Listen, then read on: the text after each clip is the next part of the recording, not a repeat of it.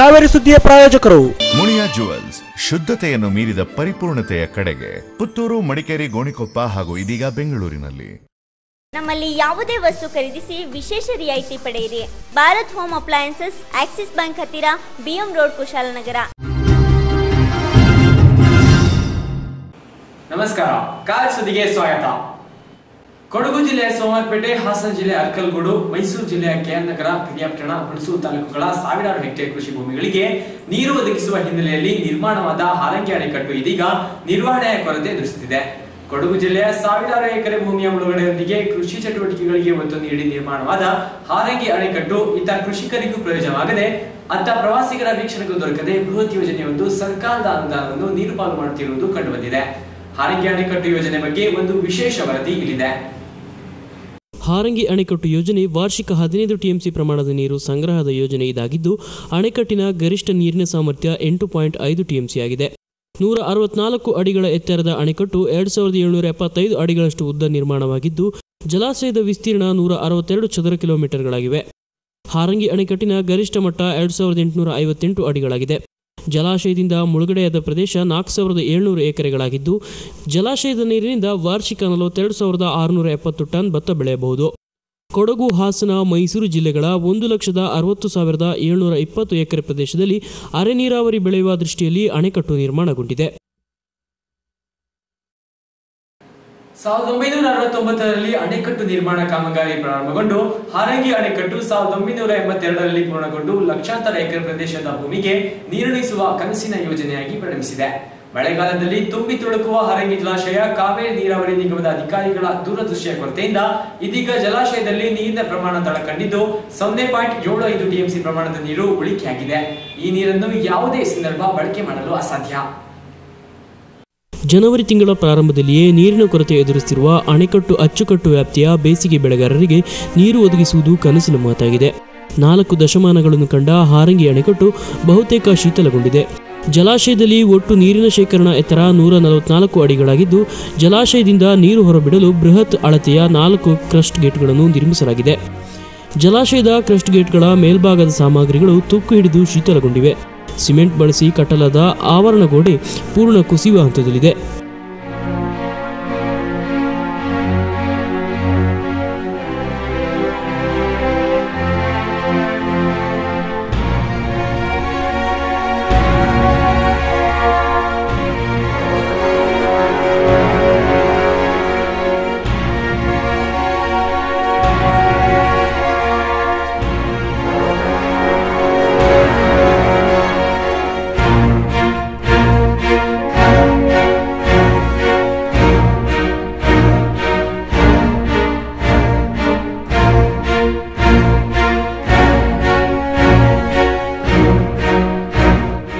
ಜಲಾಶಯದ ತಳಮಟ್ಟದ sluice gate ಬಹುತೇಕ ಕೆಟ್ಟು ನಿಂತಿದ್ದು, ಈ ಮೂಲಕ ನಿರಂತರವಾಗಿ ಜಲಾಶಯದಿಂದ ನೀರಿನ ಸೋರಿಕೆ ಆಗುವ ದೃಶ್ಯ ಕಾಣಬಹುದು.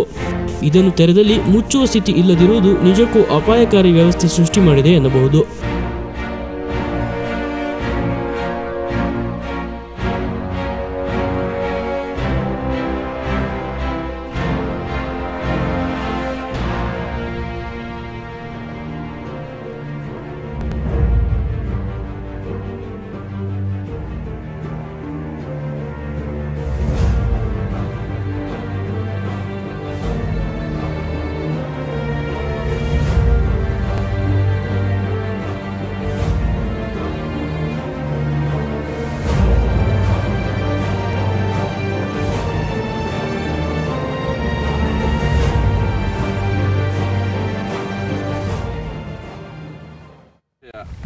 ಹಾರಂಗಿ ಜಲಾಶಯದಿಂದ ಕಳೆದ 4 ದಶಕಗಳಿಂದ ಕೊಡಗು, ಮೈಸೂರು, ಹಾಸನ, ಅರಕಲಗೂಡು ಭಾಗದ ಸುಮಾರು ಲಕ್ಷಾಂತರ ರೈತರ ಜಮೀನಿಗೆ ನೀರು ಹರಿಸುವಂತಹ ಒಂದು ಯೋಜನೆ ಇದಾಗಿದೆ. ಕೃಷಿಗೆ ಒತ್ತು ನೀಡಿ ಈ ಜಲಾಶಯ ನಿರ್ಮಾಣ ಆಗಿದೆ. ಆದರೆ ಇವತ್ತು ನೀರಿನ ಮಳೆಯ ಕೊರತೆ ಕೂಡ, ಜೊತೆಗೆ ನೀರಿನ ನಿರ್ವಹಣೆಯ ಕೊರತೆ, ಅಧಿಕಾರಿಗಳು ಆ ಒಂದು ದೂರದೃಷ್ಟಿ ಇಡದ ಕಾರಣ ನೀರು ಬಹುತೇಕ ಈ ಜಲಾಶಯದಲ್ಲಿ ಖಾಲಿಯಾಗಿದೆ. ಯಾವ ಒಂದು ಉದ್ದೇಶಕ್ಕೆ ಈ ಅಣೆಕಟ್ಟು ನಿರ್ಮಾಣ ಆಗಿದೆ, ಹಾರಂಗಿ ಅಣೆಕಟ್ಟು, ಅದು ಇವತ್ತು ರೈತರಿಗೊಂದು ಶಾಪವಾಗಿ ಪರಿಣಮಿಸಿದೆ. ಇವತ್ತು ಜನವರಿ 7ನೇ ತಾರೀಕಿಗೆ ಈ ಜಲಾಶಯದಲ್ಲಿ ನೀರು ಬಹುತೇಕ ತಳಮಟ್ಟಕ್ಕೆ ಇದೆ. ಬಹುತೇಕ ಅಂದರೆ ಕನಿಷ್ಠ ಮಟ್ಟಕ್ಕೆ ಆ ತಳ ಮಟ್ಟದಲ್ಲಿದೆ. ಕೇವಲ 0.75 TMC ಅಂದರೆ 3/4 TMC ನೀರು ಮಾತ್ರ ಇಲ್ಲಿ ಕಾಣಬಹುದು. ಇದನ್ನು ಬಳಸಲಿಕ್ಕೆ ಕೂಡ ಸಾಧ್ಯ ಇಲ್ಲ, ಯಾಕೆಂದರೆ ಇದು ತಳಮಟ್ಟಕ್ಕೆ ಬಂದಿದೆ ಅಣೆಕಟ್ಟಿಂದು. ಒಟ್ಟು ನಮ್ಮ ಈ ಅಣೆಕಟ್ಟಿನ ನೀರಿನ ಸಂಗ್ರಹ ಒಂದು ಕೆಪಾಸಿಟಿ ಸಾಮರ್ಥ್ಯ 8.5 TMC. ಅದು ಸಮುದ್ರ ಮಟ್ಟದಿಂದ 2858 ಅಡಿಗಳಷ್ಟು ಆ ಒಂದು ಮಟ್ಟ ಕಾಯ್ದುಕೊಳ್ಳುತ್ತದೆ ನೀರನ್ನ. ಇವತ್ತು ಜನವರಿ 7ಕ್ಕೆ ಅದು 2789 ಅಡಿಗಳಷ್ಟಕ್ಕೆ ಇಳಿದಿದೆ. ಸುಮಾರು ಒಂದು 69-70 ಅಡಿಗಳಷ್ಟು ನೀರು ಕೆಳ ಭಾಗಕ್ಕೆ ಬಂದಿದೆ. ಈ ಒಂದು ಹಿನ್ನೆಲೆಯಲ್ಲಿ ಈ ಜಲಾಶಯ ನಿರ್ಮಾಣಗೊಂಡಂತಹ ಒಂದು ಉದ್ದೇಶ ಕೂಡ ಈಡೇರ್ತಾ ಇಲ್ಲ. ಅನ್ಯ ಕೆಲವು ಪ್ರವಾಸಿ ಕೇಂದ್ರಗಳಿಗೆ ಅಂತೇಳಿ ಈ ಅಣೆಕಟ್ಟು ವ್ಯಾಪ್ತಿನ ಜಲಾಶಯ ವ್ಯಾಪ್ತಿನ ಬಳಸ್ತಾರೆ. ಅದು ಕೂಡ ಇವತ್ತು ಜನರ ತೆರಿಗೆ ಹಣ ಅಥವಾ ಸರ್ಕಾರದ ಹಣ ಪೋಲಾಗ್ತಾ ಇದೆ ಅನ್ಬೋದು. ಗಾಳಿ ಮಳೆ ನಿರಂತರವಾಗಿ ನೀರಿನಿಂದ ಅಣೆಕಟ್ಟು ಮೇಲ್ಭಾಗ ಸವೆತ ಕಂಡು ಬಂದಿದ್ದು, ಒಳಭಾಗದಲ್ಲಿ ಅಳವಡಿಸಿರುವ ಕಬ್ಬಿಣದ ಕಂಬಿಗಳು ತೂಕು ಹಿಡಿದು ನಿಂತಿವೆ. ಸ್ವಲ್ಪ ಏರುಪೇರಾದರೂ ಈ ಭಾಗದಲ್ಲಿ ಅಪಾಯ ಕಟ್ಟಿಟ್ಟ ಬುತ್ತಿ ಖಚಿತ ಎನ್ನಬಹುದು. ಅಣೆಕಟ್ಟಿನ ಅಚ್ಚುಕಟ್ಟು ವ್ಯಾಪ್ತಿಯ ಕಾಲುವೆ ನಿರ್ಮಾಣದ ಹೆಸರಿನಲ್ಲಿ ವಾರ್ಷಿಕ ಕೋಟಿಗಟ್ಟಲೆ ವೆಚ್ಚವಾಗುತ್ತಿದ್ದು, ಅಣೆಕಟ್ಟಿನಲ್ಲಿ ಸಣ್ಣ ಪುಟ್ಟ ಕಾಮಗಾರಿಗಳು ವರ್ಷಕ್ಕೊಮ್ಮೆ ನಡೆಯುತ್ತಿರುವುದನ್ನು ಮಾತ್ರ ಕಾಣಬಹುದು. ಕಳೆದ ಹಲವಾರು ವರ್ಷಗಳಿಂದ ಬೃಂದಾವನ ಮಾದರಿಯ ಒಂದು ಉದ್ಯಾನವನ ನಿರ್ಮಿಸ್ತೇವೆ ಅಂತ ಹೇಳ್ಕೊಂಡಂತಹ ಸರ್ಕಾರ ಇವತ್ತು ಅದನ್ನು ಪೂರ್ಣಗೊಳಿಸುವಲ್ಲಿ ವಿಫಲ ಆಗಿದೆ. ಅದನ್ನು ಸಾರ್ವಜನಿಕರಿಗೆ ಒದಗಿಸಿಕೊಡುವಲ್ಲಿ, ಆ ಸೇವೆ ನೀಡುವಲ್ಲಿ ಕೂಡ ವಿಫಲ ಆಗಿದೆ. ಇವತ್ತು ಕೋಟ್ಯಂತರ ರೂಪಾಯಿ ಕೂಡ ಈ ಒಂದು ಅಣೆಕಟ್ಟಿನ ಹೆಸರಿನಲ್ಲಿ ನೀರು ಪಾಲಾಗ್ತದೆ. ಆ ರೀತಿಯ ಒಂದು ಇದರಲ್ಲಿ ಅಧಿಕಾರಿಗಳು, ಜನಪ್ರತಿನಿಧಿಗಳು ಕೂಡ ಈ ಒಂದು ಯೋಜನೆಯನ್ನು ಯಶಸ್ಸುಗೊಳಿಸುವಲ್ಲಿ ವಿಫಲರಾಗಿದ್ದಾರೆ ಅಂತ ಹೇಳ್ಬೋದು. ಇವತ್ತು ಇಲ್ಲಿ ರೈತರಿಗೂ ಒಂದು ಹಿಡಿಶಾಪ ಆಗಿದೆ, ನಾಗರಿಕರಿಗೆ, ಪ್ರವಾಸಿಗರಿಗೂ ಇದೊಂದು ದಕ್ಕದಂತಹ ಒಂದು ವ್ಯವಸ್ಥೆ ಆಗಿದೆ. ಈ ನಿಟ್ಟಿನಲ್ಲಿ ಈ ಯೋಜನೆ ಒಂದು ಯಾವುದೇ ರೀತಿ ಉಪಯೋಗ ಇಲ್ಲ ಅಂತ ಹೇಳುವಂಥ ರೀತಿ. ಇವತ್ತು ಜನವರಿಯಲ್ಲಿ ಈ ನೀರು ಜಲಾಶಯದಲ್ಲಿ ತಳಮಟ್ಟ ಕಂಡಿದೆ ಅನ್ನುವಾಗ ರೈತರು ಬೇಸಿಗೆ ಬೆಳೆಗೆ ನೀರಿಗೆ ಪರದಾಡಬೇಕಾಗುತ್ತೆ. ಮತ್ತು ಅವರು ಯಾವುದೇ ಅವರ ಬೆಳೆಗೆ ಅವರಿಗೊಂದು ಇದಿಲ್ಲ, ಯಾಕೆಂದರೆ ಅವರಿಗೆ ನೀರಿನ ಯಾವುದೇ ಒಂದು ದಾರಿ ಕಾಣೋದಿಲ್ಲ. ಆಟೋಮೆಟಿಕಲ್ ಈ ನಮ್ಮ ಕೃಷಿ, ಈ ರೈತಾಪಿ ವರ್ಗ ಒಂದು ರೀತಿಯಲ್ಲಿ ಅವರ ಕೃಷಿಯನ್ನು ಬಿಟ್ಟು ಬದಲಿ ಕೆಲಸಕ್ಕೆ ಹೋಗಬೇಕಾದಂಥ ವ್ಯವಸ್ಥೆ ಇಲ್ಲಿ ಕಾಣ್ತಾ ಇದೆ. ಅಧಿಕಾರಿಗಳು ಹಾಗೆ ಈ ಭಾಗದ ಜನಪ್ರತಿನಿಧಿಗಳು ಈ ಬಗ್ಗೆ ಚಿಂತನೆ ಹರಿಸಬೇಕು. ಇಲ್ಲದಿದ್ದಲ್ಲಿ ಮುಂದಿನ ದಿನಗಳಲ್ಲಿ ಭಾರಿ ಅನಾಹುತ ಕಾದಿದೆ. ಯಾಕೆಂದರೆ ಇವತ್ತು ಕೃಷಿ ಒಂದು ಚಟುವಟಿಕೆ ಒಂದು ವೇಳೆ ಸ್ಥಗಿತಗೊಂಡಲ್ಲಿ ಮುಂದೆ ಭಾರಿ ಅನಾಹುತ ಕಾದಿದೆ. ಜೊತೆಗೆ ಈ ಒಂದು ಹೆಸರಿನಲ್ಲಿ ಕಾಲುವೆ ನಿರ್ವಹಣೆ, ಅಚ್ಚುಕಟ್ಟು ವ್ಯಾಪ್ತಿ ನಿರ್ವಹಣೆ ಅಂತ ಹೇಳಿಕೊಂಡು ಸರ್ಕಾರದ ಕೋಟ್ಯಂತರ ರೂಪಾಯಿ ಕೂಡ ಒಂದು ರೀತಿಯಲ್ಲಿ ದುರುಪಯೋಗ ಆಗ್ತಾ ಇದೆ ಅನ್ನುವಂಥ ದೂರುಗಳು ಕೂಡ ಕೇಳಿಬರ್ತವೆ. ಆದಷ್ಟು ಯಾಕೆಂದರೆ ಮುಂದಿನ ದಿನಗಳಲ್ಲಿ ಈ ಬಗ್ಗೆ ಜಾಗೃತರಾಗಬೇಕಾಗಿದೆ. ಈ ನಿಟ್ಟಿನಲ್ಲಿ ಅಧಿಕಾರಿಗಳು ಅಥವಾ ಜನಪ್ರತಿನಿಧಿಗಳು ಒಂದು ರೈತರನ್ನ ಕರೆದು ಆ ಮುಂದಿನ ದಿನಗಳ ಯೋಜನೆಗಳನ್ನು ರೂಪಿಸಬೇಕು ಅಂತ ನಮ್ಮ ಕಾವೇರಿ ಸುದ್ದಿ ಪರವಾಗಿ ನಾನು ಕೇಳ್ಕೊಳ್ತಾ ಇದ್ದೀನಿ. ಈ ನಡುವೆ ಕಳೆದ ಕೆಲವು ವರ್ಷಗಳಿಂದ ಬೃಂದಾವನ ಮಾದರಿಯಲ್ಲಿ ಉದ್ಯಾನವನ ಕಾಮಗಾರಿಯೊಂದು ಪೂರ್ಣಗೊಳ್ಳದೆ ಉದ್ಯಾನವನ ಕಾಡು ಸೇರಿದಂತೆ ಕಾಣುತ್ತಿದೆ. ಸುಮಾರು 5 ಕೋಟಿ ರುಗಳ ಅನುದಾನದಲ್ಲಿ ಉದ್ಯಾನವನ ನಿರ್ಮಾಣಗೊಳ್ಳುತ್ತಿದ್ದು, ಬಹುತೇಕ ಕಾಮಗಾರಿ ಕಳಪೆಯಾಗಿದೆ. ಈ ಬಗ್ಗೆ ಲೋಕಾಯುಕ್ತಕ್ಕೆ ದೂರು ಸಲ್ಲಿಸಿದ್ದು ತನಿಖೆಯು ಮುಂದುವರಿದಿದೆ. ಉದ್ಯಾನವನ ಕಾಮಗಾರಿ ಸಮರ್ಪಕವಾಗಿ ನಡೆದಿಲ್ಲ ಎನ್ನುವುದು ಇಲ್ಲಿನ ನಾಗರಿಕರ ದೂರು. ಹಾರಂಗಿ ಅಣೆಕಟ್ಟು ವ್ಯಾಪ್ತಿಯಲ್ಲಿ ನಡೆದಂಥ ಉದ್ಯಾನವನ ಮತ್ತು ವಸತಿಗೃಹ ರಸ್ತೆಗಳು ತೀವ್ರ ಕಳಪೆ ಗುಣಮಟ್ಟದಲ್ಲಿ ಕಾರ್ಯನಿರ್ವಹಿಸಿದ ಬಗ್ಗೆ ನಾನು ಲೋಕಾಯುಕ್ತದಲ್ಲಿ ಈಗಾಗಲೇ ದೂರು ದಾಖಲಾಗಿದ್ದು, ಮೊದಲು ಒಂದು ಸಾರಿ ಇದ್ರ ಬಗ್ಗೆ ತನಿಖೆ ನಡೆದಿರ್ತದೆ. ಆ ತನಿಖೆ ಸಂದರ್ಭದಲ್ಲಿ ಬಹುತೇಕ ಕಳಪೆ ಕಾಮಗಾರಿಯಾಗಿರೋದು ಅಧಿಕಾರಿಗಳಿಗೂ ಕಂಡುಬಂದಿರ್ತದೆ. ಮತ್ತು ಈ ನಿಗಾ ಗುಣಮಟ್ಟದ ಕಾರ್ಯವನ್ನು ಸರಿಪಡಿಸಲಿಕ್ಕೆ 3 ತಿಂಗಳ ಕಾಲಾವಕಾಶವನ್ನು ಕೋರಿದರು. ಅದರ ಮೇರೆಗೆ 3 ತಿಂಗಳ ಕಾಲಾವಕಾಶವನ್ನು ಲೋಕಾಯುಕ್ತ ಅಧಿಕಾರಿಗಳು ಕೂಡ ಇವರಿಗೆ ನೀಡಿದರು. ಈಗ 9 ತಿಂಗಳು ಕಳೆದಿದೆ. ಈ 9 ತಿಂಗಳು ಕಳೆದರೂ ಕೂಡ ಕೆಲವು ಎದುರಿಗೆ ಬಂದಾಗ ಕಾಣೋಂಥ ಕೆಲವು ಕೆಲಸಗಳಲ್ಲಿ ತೇಪ ಹಚ್ಚೋ ಪ್ರಯತ್ನ ಮಾಡಿದ್ದಾರೆ ಹೊರತು ಮೂಲ ಏನು ಕಳಪೆ ಗುಣಮಟ್ಟ ಇತ್ತು ಅದು ಯಥಾಸ್ಥಿತಿಯಲ್ಲೇ ಮುಂದುವರೆದಿದೆ. ಅದರಿಂದ ನಾನೀಗ ಕಳಪೆ ಗುಣಮಟ್ಟದ ಬಗ್ಗೆ ನಾನು ಲೋಕಾಯುಕ್ತ ಅಧಿಕಾರಿಗಳಿಗೆ ಮಾಹಿತಿ ಕೆಲವೆಲ್ಲ ಹಳೇದೆ ಸರ್. ಮೊದಲೇ ಇತ್ತು ನೋಡಿ, ಫುಟ್ಪಾತ್ ಇದೆಯಲ್ಲ ಸರ್, ನೋಡಿ ಇದೆಲ್ಲ ನೋಡಿ, ಇದೆಲ್ಲ ಹಳೇದೇ. ಇದು ಮಾಡಿದಾರೆ ಫುಟ್ಪಾತ್ ಅಲ್ಲ ಇದು. ಅದು ನೋಡಿ, ಆ ಪಿಲ್ಲರ್ಗಳಿದ್ದಲ್ಲ ಅವೆಲ್ಲ ಹಳೇದು. ಆ ಲೈಟ್ಸ್ಗಳು ಮಾತ್ರ ಹೊಸ ಹಾಕಿರೋದು ಅಷ್ಟೇ ಬಿಟ್ಟು ಎಲ್ಲ ಸ್ಟೆಪ್ ಅಂತೂ ಫುಲ್ ಹಳೇದು. ಹೌದಲ್ವಾ ಸರ್? ಅದು ಹಳೇದಲ್ವಾ? ಕಾಂಕ್ರೀಟ್ ಹಾಕಿದ್ದಾರೆ ಅಷ್ಟೇ, ಸ್ಟೆಪ್ ಹಳೇದು. ಅಲ್ಲ ಸರ್, ಸ್ಟೆಪ್ ಅಂತಲ್ಲ, ಇವನ್ ಆ ಪಿಲ್ಲರ್ಗಳು ಇದೆಯಲ್ಲ ಎಲ್ಲ ಹಳೆದೇ ಇಲ್ಲಿ. ನಾನು ಅದೆಲ್ಲ ಕಂಪ್ಲೀಟ್ ಹಳೆದೇ. ಫುಟ್ಪಾತ್ಗಳು ಎಲ್ಲ ಹಳೆ ಅಷ್ಟೇ ಇಲ್ಲಿ ಹೊಸದಾಗಿ ಮಾಡಿದಾರೆ ಅಷ್ಟೇ ಅಲ್ಲದೆ ಎಲ್ಲ ಮಿಕ್ಸಪ್ ಆಗಿದೆ. ಹಳೆದಾಗಿ ರಿಟೈನ್ ಮಾಡ್ಕೊಂಡೈತೆ, ಹೊಸದು ಮಾಡಿದೆ. ಹೌದು, ಇಲ್ಲಿ ಹೊಸ ಕಾಮಗಾರಿಗಳು ಏನು ಅಂತ ಹೇಳಿದ್ರೆ ಇಲ್ಲೊಂದಿಷ್ಟು ಇದು ಅದು ಒಂದು ಇದು ಮಾತ್ರ ಅಷ್ಟೇ. ಹೌದು, ಫೆನ್ಸಿಂಗ್, ಹೌದು, ಈ ಗಿಡಗಳನ್ನು ಒಂದು ಸ್ವಲ್ಪ ಹಳೆ ಅದು ಅಷ್ಟೇ. ಹಳೆ ಫೆನ್ಸಿಂಗ್ ಗಳಿಗೆ ಹೊಸ ಪೇಂಟ್ ಹೊಡೆದಿದ್ದಾರೆ ಅಂತ ನಮಗೆ ನಾಚಿಕೆ ಆಗುತ್ತೆ. ನಮ್ಮ ಕೊಡಗು ಹಳೆ ಫೆನ್ಸಿಂಗಿಗೆ ನಗರದಲ್ಲ ಸರ್, ಅದು ಹಳೆ ಇದಕ್ಕೆ ಹೊಸ ಪೇಂಟ್ ಹೊಡೆದಿದ್ದಾರೆ ಫೆನ್ಸಿಂಗಿಗೆ. ನಮಗೆ ಗೊತ್ತದು, ನಾವು ತುಂಬಾ ವರ್ಷದಿಂದ ಇಲ್ಲೇ ಇರೋರು, ದಿನ ನೋಡೋರು ನಾವು ಇದನ್ನ. ನೀವು ಎಲ್ಲೋ ಇದು ಮಾಡಿರ್ತೀರಾ ಸರ್, ಬಂದ್ಬಿಟ್ಟು ಇವಾಗ ಇದು ಮಾಡಿರ್ತೀರ, ನಾವು ದಿನ ನೋಡೋದಿದ್ಯಾ ಅವಸ್ಥೆಗಳು. ಬರೀ ಚಾರ್ಜ್ ತಗೊಳ್ಳೋರೇ ಬರೋದಿಲ್ಲ. ಅವನು ಬಂದ ಅವನ ಮೇಲೆ ಹಾಕೋದು, ಇವನು ಬಂದ ಅವ್ರ ಮೇಲೆ ಹಾಕೋದು. ಇದೇ ಆಗಿ ಹಳೆ ತಂತಿಗಳಿಗೆ ಹೊಸ ಸಿಲ್ವರ್ ಪೇಂಟ್ಗಳು ಹೊಡೆದಿದ್ದಾರೆ. ನಾವು ಆದಷ್ಟು ಸರ್ 2 ವರ್ಷ ಒಂದು ಗಾರ್ಡನ್ಗೆ ಇಷ್ಟು ಚಿಕ್ಕ ಇದಕ್ಕೆ ಅಮೌಂಟ್ ಕೇಳಿ ನಮ್ಮ ಶಾಸಕರು ಬಂದು ಇಲ್ಲಿ ಬಹಳ ಹೇಳಿದ್ರು. ನಮ್ಮನ್ನ ಎಲ್ಲ ಕೇಳ್ತಾರೆ, ನಮ್ಮ ಇಂಟ್ರೆಸ್ಟ್ ಇಲ್ಲಿ ಬಂದ 4 ಕೋಟಿ ಒಳಗಡೆ ಎಸ್ಟಿಮೇಟ್ ಅಂತೆ. ಯಾವ ಕೋಟಿ? 4 ಕೋಟಿ ಅಲ್ಲ. ನೀವು ಹೇಳಲಿಕ್ಕೆ ಹೋದ್ರೆ ಸರ್ ಕಂಪ್ಲೇಂಟ್ ಒಂದಿರಬಹುದು ಸರ್, ಇಲ್ಲಿ ನಿಮ್ಮ ಇದಕ್ಕೆ ಬಂದಿರ್ಬೋದು. ಆದ್ರೆ ಹೇಳಲಿಕ್ಕೆ ಹೋದ್ರೆ 108 ಪೂರ್ತಿ ಎಲ್ಲ ಇದೇ ಅವಸ್ಥೆ ಸರ್. ಇಲ್ಲಿ ಏನು ಬರಲಿಲ್ಲ. ಜೂನ್ ಜುಲೈಲಿ 3 ಕೋಟಿ 49 ಲಕ್ಷ ಸರ್ ನಿಮ್ಮ ಡಿಪಾರ್ಟ್ಮೆಂಟ್ ಅಲ್ಲಿ ಜೂನ್ ಜುಲೈಲಿ ಕೊಟ್ಟಂತೆ ನಾವು ಮಾಹಿತಿ ತಗೊಂಡಿದ್ದೀನಿ ಸರ್. ಎಲ್ಲದಕ್ಕೂ ಕಂಪ್ಲೇಂಟ್ ಮಾಡೋಕ್ಕಾಗುತ್ತಾ ಸರ್? ನಮಗೆಲ್ಲ ಸಂಬಂಧ ಹೇಳಿದ್ರು ಸರ್, ನಾವು ಎಲ್ಲದೂ ನೋಡೋಕೆ ಸರ್. ಸಂಬಂಧ ಇರೋರು ನೋಡಿ ಸರ್, ಒಂದು ಕೆಲಸ ಅಂತ ಹೇಳಿದ್ರೆ ಕ್ವಾಲಿಟಿ ಕಂಟ್ರೋಲ್ ಇದ್ದಾರೆ, ಅದಕ್ಕೆ ಸಂಬಂಧಪಟ್ಟರು ಸೆಕ್ಷನ್ ಆಫೀಸರ್ಗಳಿದೆ, ಎಲ್ಲ ಅವ್ರ ಡ್ಯೂಟಿ ಅವ್ರು ಮಾಡ್ಬೇಕು ಸರ್. ನಮ್ಗೆ ಇದೇ ಕೆಲಸ ಸರ್. ನಾವು ಏನೂ ಅಲ್ಲ ಸರ್, ನಾವು ರೈತರು ಇದುವರೆಗೂ ಬಂದೇ ಇಲ್ಲ ಸರ್. ನಾವು ಇದನ್ನೆಲ್ಲ ಹೆಸರು ಮಾತ್ರ ಕ್ವಾಲಿಟಿ ಕಂಟ್ರೋಲರ್, ಯಾವುದೇ ರೀತಿ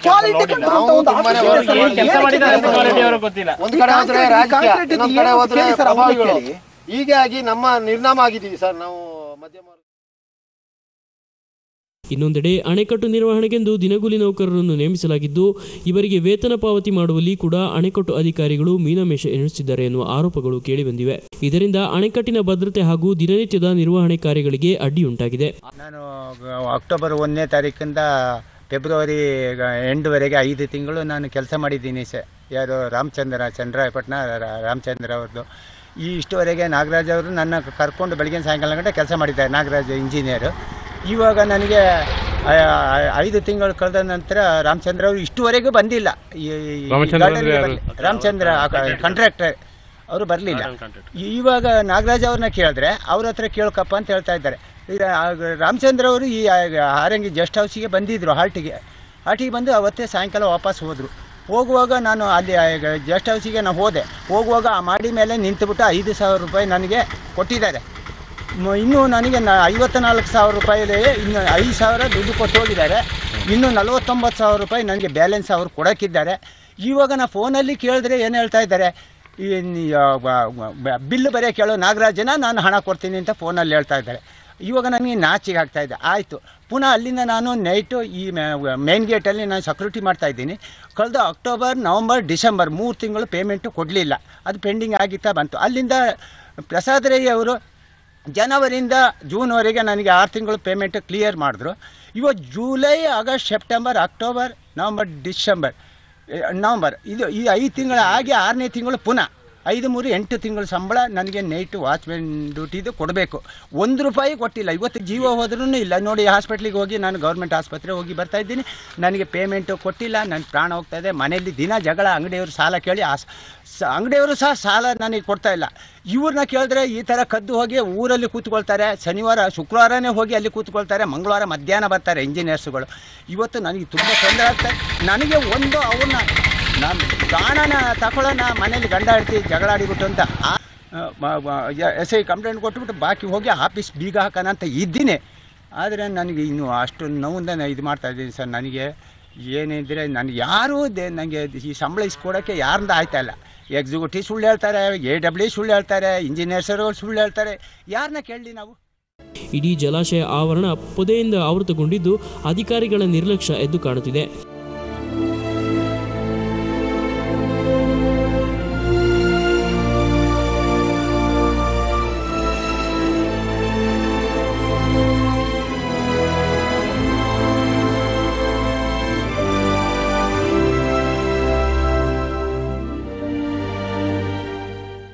ಅಣೆಕಟ್ಟು ಆವರಣದಲ್ಲಿ ಕಾಡುದನಗಳು ಸೇರಿ ಓಡಾಡುತ್ತಿರುವ ದೃಶ್ಯ ಸಾಮಾನ್ಯವಾಗಿದೆ. ಭದ್ರತೆಯ ನೆಪವೊಡ್ಡಿ ನೀರಾವರಿ ನಿಗಮದ ಅಧಿಕಾರಿಗಳು ಪ್ರವಾಸಿಗರಿಗೆ ಜಲಾಶಯ ವೀಕ್ಷಿಸಲು ನಿರ್ಬಂಧ ಹೇರಿದ್ದು, ಕಳೆದ ಹಲವು ವರ್ಷಗಳಿಂದ ಈ ಸಮಸ್ಯೆಗೆ ಪರಿಹಾರ ದೊರಕಿಸುವಲ್ಲಿ ಜನಪ್ರತಿನಿಧಿಗಳು ಸೇರಿದಂತೆ ಅಧಿಕಾರಿಗಳು ವಿಫಲರಾಗಿದ್ದಾರೆ.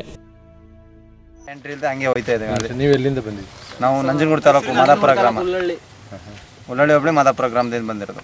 ಇಲ್ಲಿ ಹಾರಂಗಿಗೆ ಬಂದು ಹಾರಂಗಿ ನೋಡೋಣ ಅನ್ಕೊ ಬಂದು. ಇಲ್ಲಿ ಒಳಗಡೆ ಸಾರ್ವಜನಿಕರು ಅಲೋಡಿಲ್ಲ ಅಂತಾರೆ.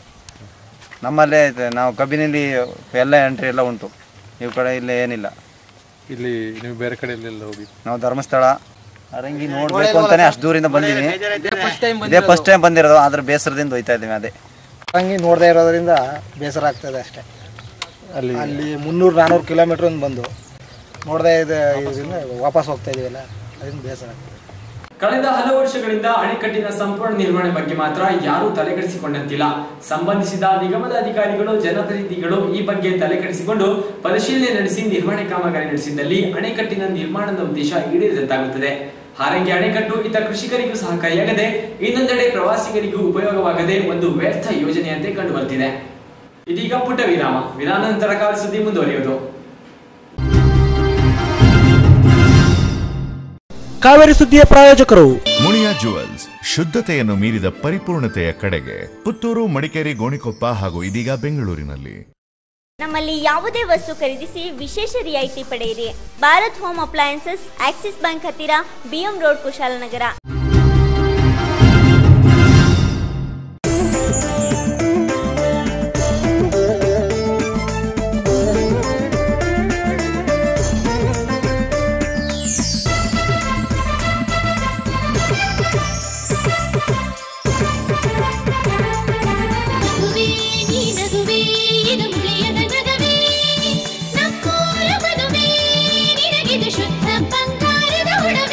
ಮುಳಿಯಾ ಜುವೆಲ್ಸ್, ಶುದ್ಧತೆಯನ್ನು ಮೀರಿದ ಪರಿಪೂರ್ಣತೆಯ ಕಡೆಗೆ ಪುತ್ತೂರು, ಮಡಿಕೇರಿ, ಗೋಣಿಕೊಪ್ಪ ಹಾಗೂ ಇದೀಗ ಬೆಂಗಳೂರಿನಲ್ಲಿ.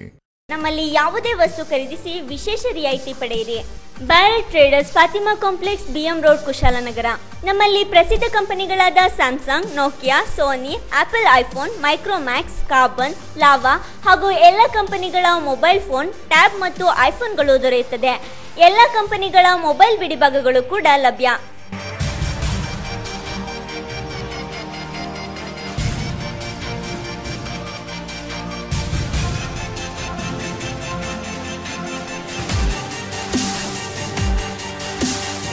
ಭಾರತ್ ಹೋಮ್ ಅಪ್ಲಯನ್ಸಸ್, ನಮ್ಮಲ್ಲಿ ಫ್ರಿಡ್ಜ್ಗಳು ಮತ್ತು ವಾಷಿಂಗ್ ಮಿಷಿನ್ಗಳು ಸೇರಿದಂತೆ ಎಲ್ಲ ತರಹದ ಗೃಹೋಪಯೋಗಿ ಎಲೆಕ್ಟ್ರಿಕಲ್ ಮತ್ತು ಎಲೆಕ್ಟ್ರಾನಿಕ್ಸ್ ಐಟಂಗಳು ಲಭ್ಯ. ಗೃಹೋಪಯೋಗಿ ವಸ್ತುಗಳು ರಿಯಾಯಿತಿ ದರದಲ್ಲಿ ಖರೀದಿಗಾಗಿ ಒಮ್ಮೆ ಭೇಟಿ ನೀಡಿ. Bharat home appliances, Axis Bank ಹತ್ತಿರ, ಬಿಎಂ ರೋಡ್, ಕುಶಾಲನಗರ. ಮಾಲೀಕರು ರಮೇಶ್ ಎಸ್. ಸಂಪರ್ಕಿಸಿ 08276271999, 9845761701, 9448398320. ವಿರಾಮದ ನಂತರ ಕಾಲ್ ಸುದ್ದಿಗೆ ಮತ್ತೆ ಸ್ವಾಗತ. ಇದೀಗ ಸ್ಟೇಟ್ ನ್ಯೂಸ್.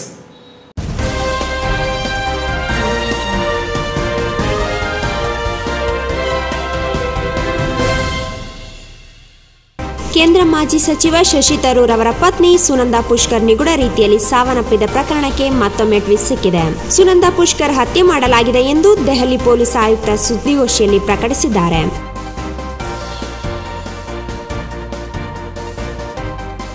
ಪ್ರಧಾನಿ ನರೇಂದ್ರ ಮೋದಿಯವರ ಮೇಕ್ ಇನ್ ಇಂಡಿಯಾ ಕ್ಯಾಂಪೇನ್ ಸಾಮಾಜಿಕ ಜಾಲತಾಣಗಳಲ್ಲಿ ಹೊಸ ದಾಖಲೆ ನಿರ್ಮಿಸಿದೆ.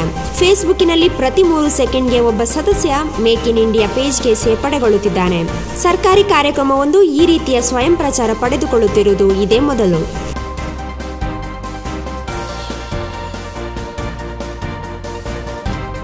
ಬಡತನ ರೇಖೆಗಿಂತ ಕೆಳಗಿನ ಕುಟುಂಬಗಳಿಗೆ ಕೇಂದ್ರ ಸರ್ಕಾರ ಹೊಸ ವರ್ಷದ ಕೊಡುಗೆ ನೀಡಲು ಮುಂದಾಗಿದೆ. ಬಿಪಿಎಲ್ ಕುಟುಂಬಗಳಿಗೆ ಕೇಂದ್ರ ಸಬ್ಸಿಡಿ ಆಧಾರದಲ್ಲಿ ಹೊಸ ಎಲ್ಪಿಜಿ ಸಂಪರ್ಕ ನೀಡಲು ತೀರ್ಮಾನ ಮಾಡಿದೆ.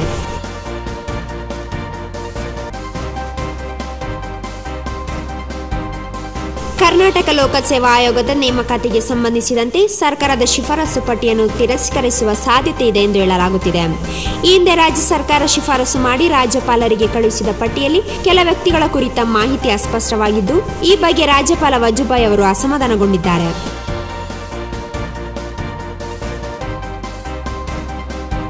ಅಂತೂ ಇಂತೂ ಬಸ್ ದರ ಇಳಿಸಲು ಮುಖ್ಯಮಂತ್ರಿ ಸಿದ್ದರಾಮಯ್ಯ ಸೂಚನೆ ನೀಡಿದ್ದಾರೆ. ಇನ್ನೆರಡು ದಿನಗಳಲ್ಲಿ ಇಳಿಕೆಯ ಪ್ರಮಾಣ ಪ್ರಕಟವಾಗಲಿದೆ. ಕನಿಷ್ಠ 2% ದರ ಇಳಿಕೆಯಾಗುವ ಸಂಭವವಿದೆ.